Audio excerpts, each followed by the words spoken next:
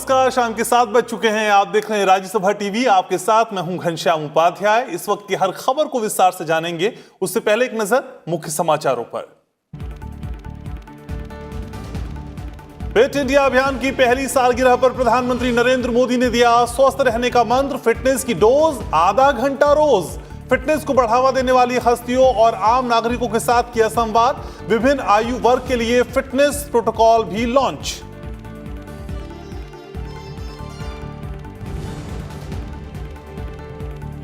Monsoon सत्र के दौरान संसद में हुआ रिकॉर्ड कामकाज। अध्यादेश की जगह लेने वाले 11 विधेयकों समेत दोनों सदनों से 27 विधेयक पारित। स्वास्थ्य, श्रम, आर्थिक क्षेत्र और कृषि सुधार से जुड़े कई अहम बिलों को मिली मंजूरी।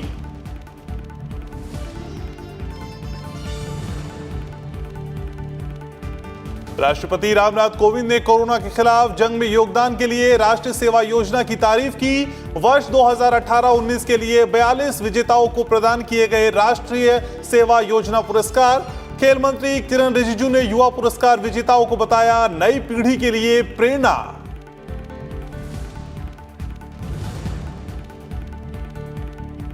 नए कृषि कानून से किसानों की जिंदगी में आएगा बदलाव। फसलों की मिलेगी उचित कीमत। केंद्रीय कृषि मंत्री नरेंद्र सिंह तोमर ने फिर दिलाया किसानों को भरोसा। कहा विपक्षी पार्टियां किसानों के बीच झूठ फैलाने का कर रही हैं काम।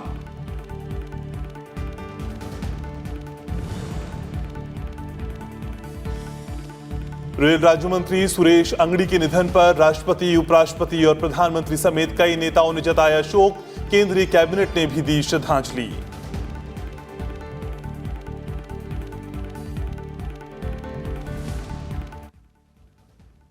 और अब खबरों को विस्तार से जानते हैं। प्रधानमंत्री नरेंद्र मोदी ने स्वस्थ रहने के लिए देशवासियों को नया मंत्र दिया है और यह मंत्र है फिटनेस की डोज आधा घंटा रोज।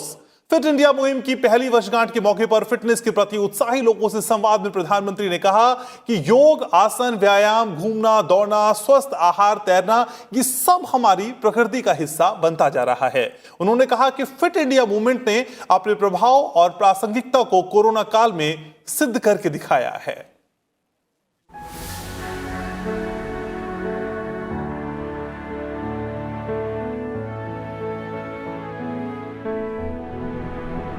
काम में बेहद व्यस्त रहने के बावजूद प्रधानमंत्री नरेंद्र मोदी अपनी दिनचर्या में व्यायाम और योग शामिल करने से कभी नहीं चूकते और अपने दिन की शुरुआत व्यायाम और योग के साथ ही करते हैं। इसलिए प्रधानमंत्री ने गुरुवार को फिट इंडिया मूवमेंट की पहली सालगिरह के मौके पर देश को स्वस्थ रहने के ये मंत्र दिए हैं। फिटनेस की डोज आधा घंटा रोज। स्वामी विवेकानंद के विचारों का जिक्र करते हुए प्रधानमंत्री नरेंद्र मोदी ने आज की भागदौड़ भरी जिंदगी में व्यायाम को दिनचर्या में शामिल करने की अपील की। उन्होंने कहा कि ऐसा करने से न सिर्फ फिट रहा जा सकता है बल्कि इससे व्यक्ति के भीतर आत्मविश्वास भी बढ़ता है और जीवन में सफलता भी हासिल होती है। स्वास्थ्य है तभी भाग्य है, तभी सफलता है। जब हम नियमित रूप से व्यायाम करते हैं तो खुद को फिट और मजबूत रखते हैं। एक भावना जागती है कि हां, हम स्वयं के निर्माता हैं। एक आत्मविश्वास आता है। व्यक्ति का यही आत्मविश्वास उसको जीवन के अलग अलग क्षेत्रों में भी सफलता दिलाता है। प्रधानमंत्री ने फिट इंडिया मुहिम की पहली वर्षगांठ के मौके पर फिटनेस प्रोटोकॉल का भी शुभारंभ किया। उन्होंने कहा कि पिछले एक साल में देश में फिटनेस को लेकर सोच में बदलाव आया है। प्रधानमंत्री ने फिट इंडिया मूवमेंट को आंदोलन करार देते हुए कहा कि एक साल पहले जिस आंदोलन की शुरुआत हुई थी, आज वो जन आंदोलन का रूप ले चुका है। उन्होंने कहा कि फिटनेस को लेकर देश में लगातार जागरूकता बढ़ी है। फिट इंडिया मूवमेंट दरअसल हिट इंडिया मूवमेंट भी है। इसलिए जितना इंडिया फिट होगा उतना ही इंडिया हिट होगा। इसमें आप सभी के प्रयास हमेशा की तरह देश की बहुत मदद करेंगे। आपका भी बहुत प्रधानमंत्री ने कहा कि आज पूरी दुनिया में फिटनेस को लेकर तेजी से जागरूकता बढ़ी है। देश में लोगों को फिटनेस के प्रति जागरूक करने के मकसद से बीते साल राष्ट्रीय खेल दिवस के मौके पर फिट इंडिया मूवमेंट की शुरुआत की गई थी। Bureau report, Rajya Sabha TV. सबका बहुत बहुत धन्यवाद। प्रधानमंत्री नरेंद्र मोदी ने फिट इंडिया संवाद के अवसर पर टीम इंडिया के कप्तान विराट कोहली, फिल्म अभिनेता मिलिंद सोमन, जम्मू कश्मीर की फुटबॉलर अफशा आशिक, डायटीशियन रुजुता दिवेकर, स्वामी शिवाध्यानम सरस्वती, मुकुल कनिटकर और पैरालंपिक में स्वर्ण पदक विजेता जेवलिन थ्रोअर देव झांझरिया से संवाद किया। संवाद में शामिल हुए लोगों ने तंदुरुस्ती और स्वास्थ्य के बारे में प्रधानमंत्री के साथ अपने अनुभव साझा किए।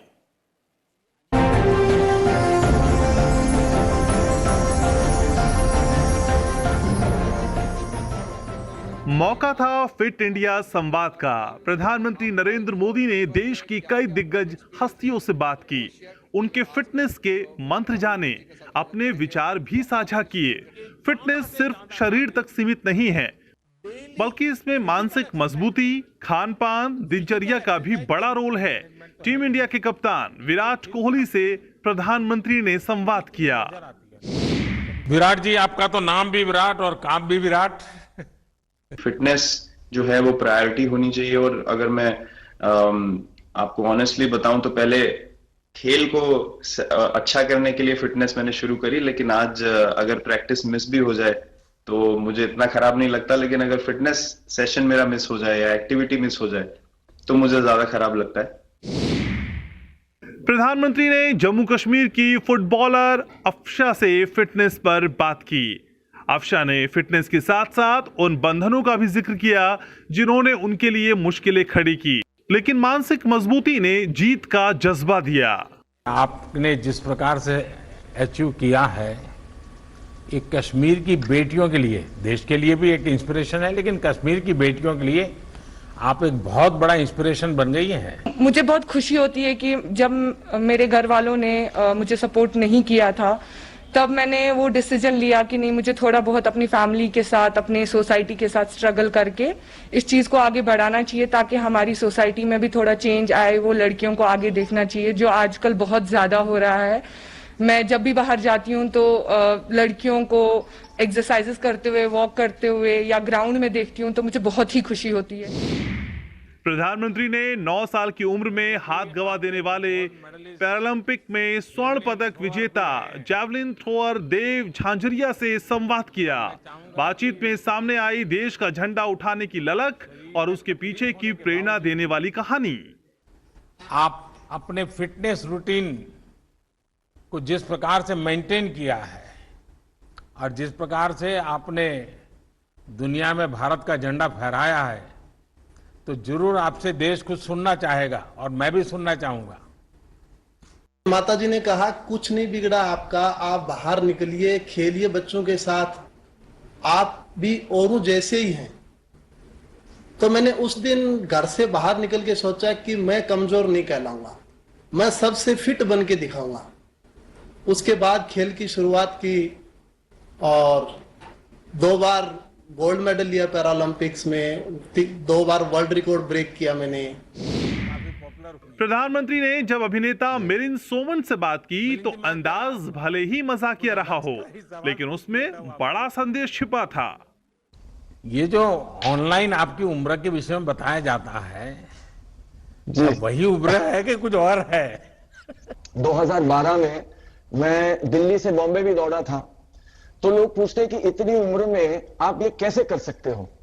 तो मैं उनसे कहता हूं कि मेरी मां है, 81 साल की है अभी, तो वो जो कर सकती है वो मैं सोचता हूं जब मैं उनकी उम्र तक पहुंचूंगा मुझे वैसा बनना है। प्रधानमंत्री ने भी अपनी फिटनेस के बारे में बात की। मेरी फिजिकल एक्सरसाइज का एक ही क्षेत्र था, छोटा सा तालाब था, वहीं स्विमिंग करने चले जाना, वही हमारा जिम था। और ज्यादातर गांव के बच्चों के लिए तो यही होता है। प्रधानमंत्री नरेंद्र मोदी ने डायटीशियन रुजुता दिवेकर, स्वामी शिवाध्यानम सरस्वती, मुकुल कनिटकर से भी बात की। खानपान से लेकर आध्यात्म पर संवाद हुआ तो सामने आया कि कैसे ये तमाम पहलू मिलकर जीवन को बदल सकते हैं। Bureau report, Rajya Sabha TV. राष्ट्रपति रामनाथ कोविंद ने कोविड-19 के खिलाफ लड़ाई में एनएसएस स्वयंसेवकों के कार्यों की तारीफ की। उन्होंने वीडियो कॉन्फ्रेंसिंग के जरिए वर्ष 2018-19 के लिए आज राष्ट्रीय सेवा योजना पुरस्कार प्रदान किए। इस मौके पर केंद्रीय युवा कार्यक्रम और खेल मंत्री किरण रिजिजू भी पुरस्कार वितरण समारोह में मौजूद रहे।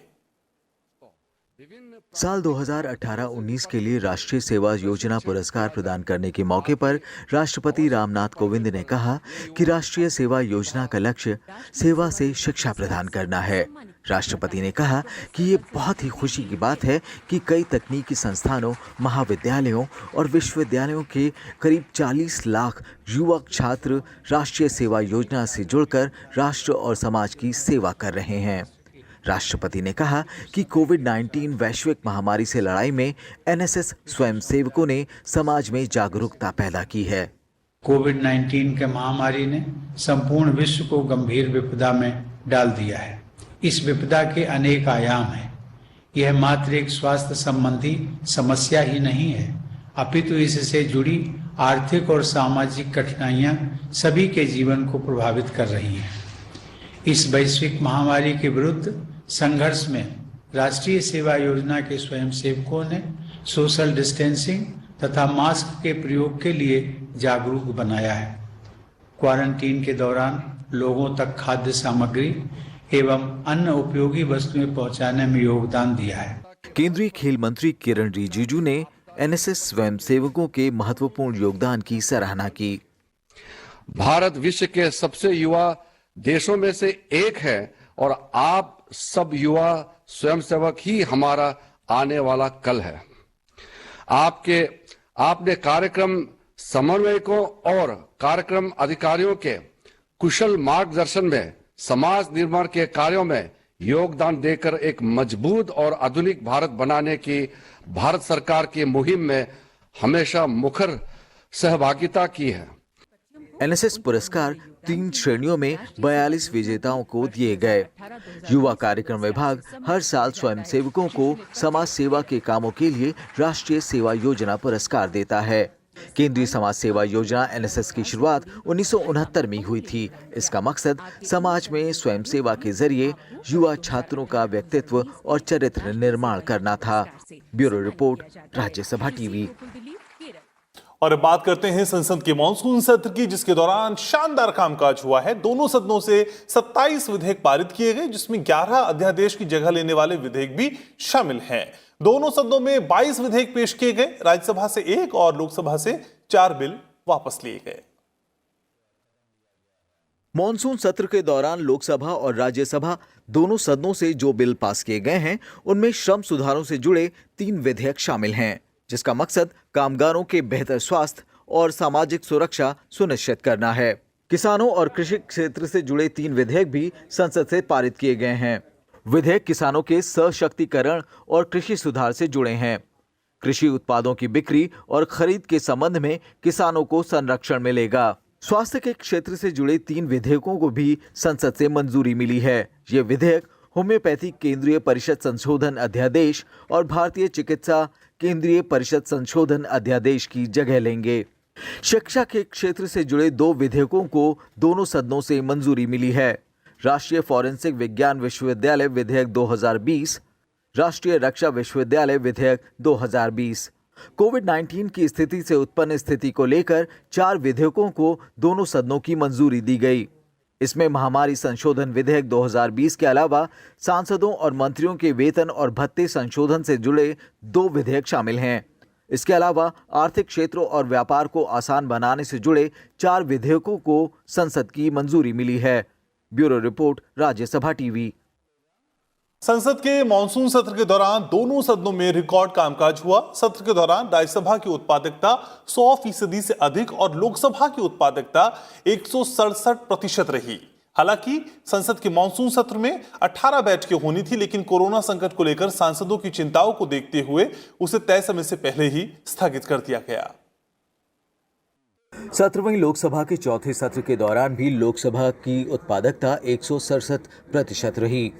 सत्र के दौरान 68% समय में विधायी कार्य किए गए, जबकि 32% समय में गैर विधायी कार्य किए गए। लोकसभा में 16 विधेयक पेश किए गए और कुल मिलाकर 10 बैठकों में 25 विधेयक पारित किए गए। सत्र के दौरान 2300 अतारांकित प्रश्नों के उत्तर सभा पटल पर रखे गए। सदस्यों ने शून्यकाल में 370 लोक महत्व के मामले भी उठाए। लोकसभा अध्यक्ष ओम बिरला ने कहा कि संसद का मॉनसून सत्र कई मायने में ऐतिहासिक रहा और सदस्यों के सक्रिय सहयोग और सकारात्मक भागीदारी के कारण सत्र में लोकसभा ने उत्पादकता के नए कीर्तिमान स्थापित किए हैं। वैश्विक महामारी के दौरान भी इस सत्र में कार्य उत्पादकता 167% रही, जो अन्य सत्रों की तुलना से अधिक है। इस सत्र के दौरान हमने 10 बैठकें की, जो बिना किसी अवकाश के शनिवार और रविवार को भी आयोजित की गई। इन बैठकों के लिए निर्धारित कुल 37 घंटों की तुलना में कुल 60 घंटे की कार्रवाई संपन्न हुई। 14 सितंबर से 23 सितंबर तक चले राज्यसभा के 252वें सत्र के दौरान 10 बैठकें हुईं। सांसदों ने तय समय से ज्यादा कार्यवाही में शामिल होकर विधायी कामकाज निपटाने में सहयोग दिया। उच्च सदन के 252वें सत्र की उत्पादकता 100.47% रही। इस दौरान 25 विधेयक पारित किए गए और 6 विधेयक पेश किए गए। विधेयकों पर चर्चा में 198 सांसदों ने हिस्सा लिया। सत्र के दौरान सरकार ने 1567 अतारांकित प्रश्नों के जवाब दिए। शून्यकाल के दौरान 92 और विशेष उल्लेख के जरिए 66 मुद्दे उठाए गए। इसके अलावा कोविड-19 महामारी और लद्दाख सीमा पर उत्पन्न स्थिति को लेकर सदन में चर्चा हुई। सभापति एम वेंकैया नायडू ने कहा कि राज्यसभा में पिछले 3 सत्रों की तरह 252वें सत्र में भी उच्च उत्पादकता बरकरार रही। राज्यसभा के पिछले 4 सत्रों में 96% से ज्यादा उत्पादकता रही, जो पिछले 5 सालों में सबसे अधिक है। Total of 25 bills have been passed and 6 bills have been introduced. The productivity of the House during this session has been 100.47% as against the scheduled available time of 38 hours and 30 minutes. The actual functional time of the House has been 38 hours and 41 minutes. I am happy to inform you that the new normal of high productivity witnessed during the last 3 sessions has continued during this session as well. As a result, the overall productivity of the last 4 sessions come to a praiseworthy 96.13%. 1952 में राज्यसभा के अस्तित्व में आने के बाद से अब तक कुल 252 सत्रों में ये तीसरा सबसे छोटा सत्र रहा। 20 अगस्त 1979 को राज्यसभा का 111वां सत्र सबसे छोटा एक दिन का सत्र हुआ था। साथ ही अब तक 69 मॉनसून सत्रों में ये दूसरा सबसे छोटा सत्र था। अरविंद कुमार सिंह के साथ ब्यूरो रिपोर्ट, राज्यसभा टीवी। केंद्रीय कृषि मंत्री नरेंद्र सिंह तोमर ने कहा है कि नए कृषि कानून से किसानों की जिंदगी में बदलाव आएगा। संसद ने मॉनसून सत्र में कृषि सुधार से जुड़े 3 विधेयकों को पारित किया। कृषि मंत्री नरेंद्र सिंह तोमर ने कहा कि संसद में पारित कृषि विधेयक क्रांतिकारी सिद्ध होंगे। उन्होंने कहा कि कानून में बदलाव लाए बिना किसानों का कल्याण संभव नहीं था। उन्होंने कहा कि न्यूनतम समर्थन मूल्य MSP कभी कानून का हिस्सा नहीं रही। उन्होंने कहा कि विपक्षी दल इसे मुद्दा बना रहे हैं क्योंकि उनके पास सरकार की आलोचना करने के लिए अब और कुछ नहीं है। APMC की जंजीरों में जो झगड़ा हुआ था उसको मुक्त करने वाले हैं, आज़ाद करने वाले हैं, और जो छोटा किसान है उसे भी अपने उत्पादन की बुआई के समय गारंटी मिल सके और वो महंगी फसलों की ओर आकर्षित हो सके, वो नई टेक्नोलॉजी का उपयोग कर सके और साथ ही साथ वह निजी निवेश को अपने तरफ आकर्षित कर सके। इस दृष्टि से ये दोनों बिल बहुत ही महत्वपूर्ण हैं, किसान के जीवन स्तर में क्रांतिकारी बदलाव लाने वाले हैं। कृषि मंत्री ने कहा कि कृषि विधेयकों से किसानों को फसल की कीमत की गारंटी मिलेगी, इसके लिए वो समय पर बुआई कर सकेंगे। उन्होंने स्पष्ट किया कि उपज बेचने का अनुबंध केवल उपज तक ही सीमित होगा और उसका खेती की जमीन से कोई संबंध नहीं होगा। APMC मंडियों में टैक्स लगता है। हमारा जो विधेयक है इसके माध्यम से एपीएमसी प्रेमाइसेस के बाहर जो किसान ट्रेड करेगा उस पर न तो राज्य का टैक्स लगेगा और न केंद्र का टैक्स लगेगा। तो स्वाभाविक रूप से जो मंडी की जंजीरों में वो जकड़ा हुआ था, इस एक्ट के बाद वो मुक्त हो सका है और अब अंतर्राष्ट्रीय व्यापार वो कर सकता है और किसी भी व्यापारी से वो कह सकता है कि मेरा माल इतने का है, आप लो तो ठीक है, ना लो तो ठीक है। भारत ने साफ तौर पर कहा है कि आतंकवाद सार्क देशों के बीच सहयोग के रास्ते की सबसे बड़ी बाधा है। सार्क देशों के विदेश मंत्रियों की वर्चुअल बैठक को संबोधित करते हुए विदेश मंत्री एस जयशंकर ने कहा कि आतंकवाद, उसे बढ़ावा देने वालों और उसका समर्थन करने वालों के खिलाफ मिलकर कदम उठाने होंगे। जब तक ये कदम नहीं उठाए जाते, सार्क संगठन की पूरी क्षमता का फायदा नहीं मिल सकता। विदेश मंत्री ने इस मौके पर भारत की नेबर फर्स्ट पॉलिसी यानी पड़ोसी को प्राथमिकता की नीति का उल्लेख किया। उन्होंने कहा कि संकट की इस घड़ी में इस नीति के तहत भारत ने मालदीव को $150 मिलियन, भूटान को $200 मिलियन और श्रीलंका को $400 मिलियन की करेंसी स्वैप सपोर्ट दिया। इस मौके पर विदेश मंत्री ने कोविड-19 से निपटने में दक्षिण एशिया में भारत की भूमिका पर भी प्रकाश डाला।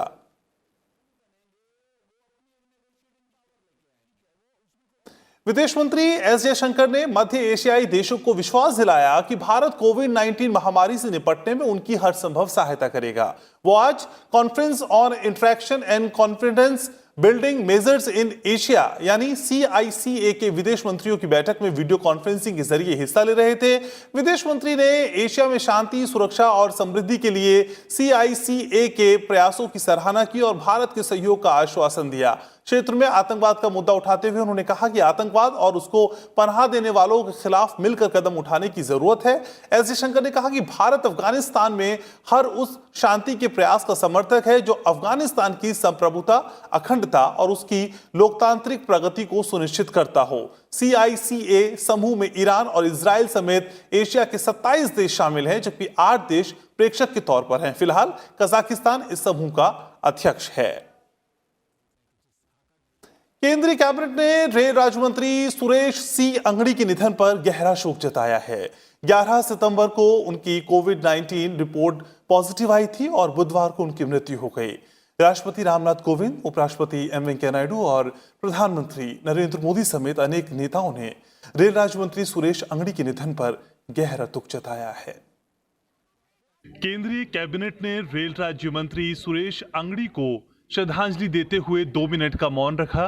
केंद्रीय कैबिनेट की तरफ से जारी एक बयान में कहा गया, रेल राज्य मंत्री सुरेश सी अंगड़ी के निधन पर कैबिनेट गहरा दुख व्यक्त करती है।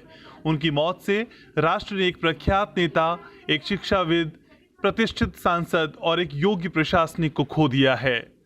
कर्नाटक सरकार ने बेलगावी से सांसद और रेल राज्य मंत्री सुरेश अंगड़ी के निधन पर एक दिन के शोक की घोषणा की है। मुख्यमंत्री BS येदियुरप्पा ने सुरेश अंगड़ी को विनम्र राजनेता बताया। राज्य के उद्योग मंत्री जगदीश शेट्टर, परिवहन मंत्री लक्ष्मण सावदी, जल संसाधन मंत्री रमेश जरखोली दिवंगत नेता को श्रद्धांजलि देने के लिए दिल्ली में हैं। केंद्रीय रेल राज्य मंत्री सुरेश चन्नबसप्पा अंगड़ी का बुधवार को कोरोना बीमारी से दिल्ली के एम्स में निधन हो गया। वो बेलगाम से 17वीं लोकसभा के लिए निर्वाचित हुए थे और उन्होंने रेल राज्य मंत्री का कार्यभार संभाला था। सुरेश अंगड़ी पहली बार 2004 में सांसद चुने गए थे। वो 4 बार बेलगाम से सांसद रहे। बीजेपी सदस्य सुरेश अंगड़ी 1996 में पार्टी की बेलगाम जिला इकाई के उपाध्यक्ष बन गए थे। 2001 में उन्हें पार्टी की जिला इकाई का अध्यक्ष नामित किया गया और 2004 में बेलगाम लोकसभा सीट के लिए पार्टी के उम्मीदवार नामित होने तक वो इसी पद पर रहे। रेल राज्य मंत्री सुरेश अंगड़ी के सम्मान में दिल्ली के सरकारी कार्यालयों में आज राष्ट्रीय ध्वज आधा झुका रहेगा। सुरेश अंगड़ी के निधन पर राष्ट्रपति, उपराष्ट्रपति और प्रधानमंत्री समेत राजनीतिक हस्तियों ने शोक प्रकट किया है। राष्ट्रपति रामनाथ कोविंद ने सुरेश अंगड़ी के निधन पर शोक जताते हुए कहा कि केंद्रीय मंत्री और वरिष्ठ सांसद सुरेश अंगड़ी के असामयिक निधन के समाचार से स्तब्ध हूं। ये जनसेवा के क्षेत्र की, विशेष रूप से कर्नाटक के लोगों के लिए एक त्रासद हानि है। मेरी शोक संवेदना उनके शोकाकुल परिवार, सहकर्मियों और असंख्य सहयोगियों के साथ है। उपराष्ट्रपति एम वेंकैया नायडू ने केंद्रीय मंत्री सुरेश अंगड़ी के परिवार से गुरुवार को मुलाकात पर उनके निधन पर दुख जताया। इसके अलावा उन्होंने ट्वीट कर कहा कि केंद्रीय मंत्री सुरेश अंगड़ी के आकस्मिक निधन का समाचार सुनकर स्तब्ध हूं। वो एक बेहद लोकप्रिय और जमीन से जुड़े नेता थे जो आजीवन वंचितों के हक के लिए संघर्ष करते रहे। शोकाकुल परिवार को मेरी संवेदनाएं। प्रधानमंत्री नरेंद्र मोदी ने सुरेश अंगड़ी के निधन पर शोक जताया है। उन्होंने ट्वीट कर लिखा कि सुरेश अंगड़ी बेहतरीन कार्यकर्ता थे जिन्होंने कर्नाटक में पार्टी को मजबूत करने का काम किया। वो समर्पित सांसद और प्रभावी मंत्री थे जिनकी हर कोई प्रशंसा करता था। उनका जाना दुखद है।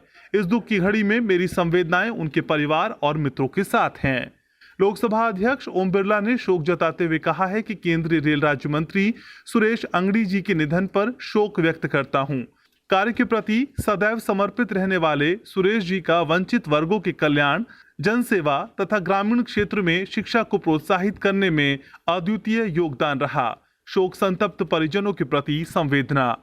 केंद्रीय गृह मंत्री अमित शाह ने ट्वीट कर कहा कि रेल राज्य मंत्री सुरेश अंगड़ी और कर्नाटक के वरिष्ठ भाजपा नेता सुरेश अंगड़ी जी के निधन के बारे में जानकर गहरी पीड़ा हुई। राष्ट्र और पार्टी के प्रति उनकी निस्वार्थ सेवा के लिए उन्हें हमेशा याद किया जाएगा। मेरी गहरी संवेदना उनके परिवार के साथ है। Bureau report, Rajya Sabha TV. तो शाम 7 बजे की खबरों में फिलहाल के लिए इतना ही। नमस्कार।